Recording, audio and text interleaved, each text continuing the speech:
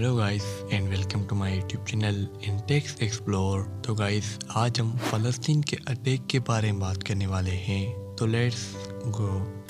फ़लस्तीनी तनाज़ा lewd में जारी फौजी और सियासी तनाज़ा हैं। 20वीं सदी के वसत से शुरू होने वाला ये दुनिया के तवील तरीन तनाज़ात में से एक हैं। वसी तर अरब इसराइल तनाज़ा को हल करने के लिए दीगर कोशिशों के साथ साथ इसराइल फ़लस्तीनी अमन अमल के हिस्से के तौर पर तनाज़ा को हल करने के लिए मुख्तलिफ कोशिशें की गई हैं। 1897 की पहली सुयो कांग्रेस और 1917 का बाल्फोर एलामिया समेत फ़लस्तीन में यहूदी वतन के दावों के अवामी ऐलानात ने यहूदियों की नकल मकानी की लहरों के बाद खत्े में इब्तिदाई तनाव पैदा किया। पहली जंग अजीम के बाद फ़लस्तीन की मेंटेन में फ़लस्तीन में यहूदियों के लिए कौमी घर के क़याम के लिए एक लाजमी ज़िम्मेदारी शामिल थी।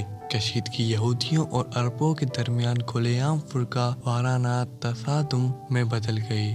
फ़लस्तीन के लिए 1947 का अक़वाम मुत्तहिदा की तक़सीम का मंसूबा कभी नाफिज नहीं हुआ और 1947 से लेकर 1949 की फ़लस्तीन जंग को अक्साया मौजूदा इसराइली फ़लस्तीनी जमूद का आगाज़ 1967 की 6 रोज़े जंग में मगरिबी किनारे और ग़ज़ा पर इसराइली फ़ौजी कब्ज़े के बाद हुआ, जिसे फ़लस्तीनी इलाकों के नाम से जाना जाता है। 1993 से लेकर 1995 के ओस्लो मुआहदे के साथ दो रियासती हल की तरफ पेशरफ़्त हुई।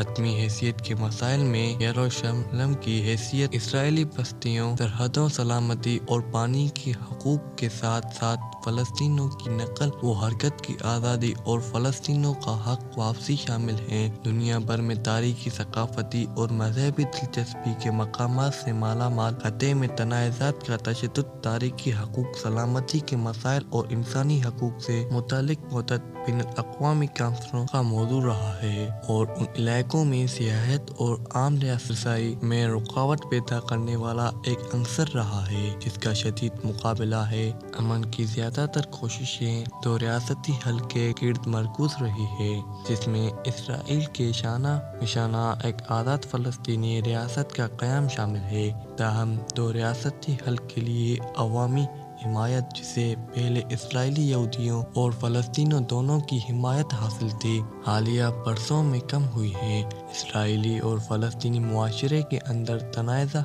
मुख्तलिफ नज़रियात और आराय को जन्म देता है। अपने आगार के बाद से तनाज़ा की हिलाकतें सिर्फ जंगजू तक ही महदूद नहीं रही हैं। दोनों तरफ से बड़े तादाद में शहरी हिलाकतें हुई।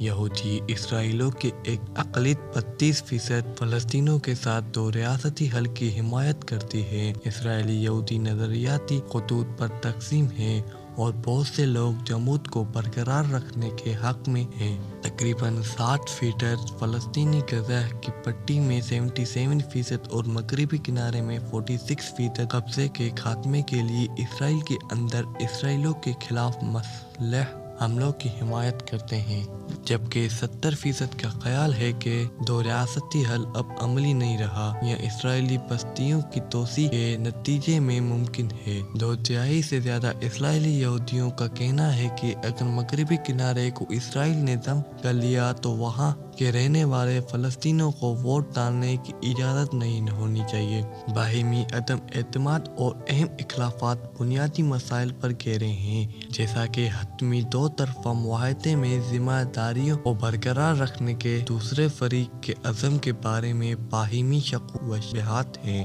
2006 के बाद से फ़लस्तीनी फरीक फतह रवायती तौर पर गालिब पार्टी और इसके पास के इंतखाबी हरीफ हमास, एक अस्करी पसंद इस्लामी ग्रुप जिससे ग़ज़ा की पट्टी पर कंट्रोल हासिल कर लिया, के दरमियान तनाज़ात की वजह से टूट फूट का शिकार है। इसकी तदारी की कोशिशें बारहा और जारी हैं। 2019 के बाद से इसराइली फरीक भी सियासी हलचल का सामना कर रहा है, जिसमें 2 साल के अरसे में 4 गैर नतीजा कानून साजी के इंतखाबात हुए हैं। अमन मुज़ाकरात का ताज़ा तरीन दौर जुलाई 2013 में शुरू हुआ था, लेकिन इसे 2014 में मुअत्तल कर दिया गया। 2006 के बाद से हमास और इसराइल 5 जंगें लड़ चुके हैं, जो कि 2023 में सबसे हालिया हैं।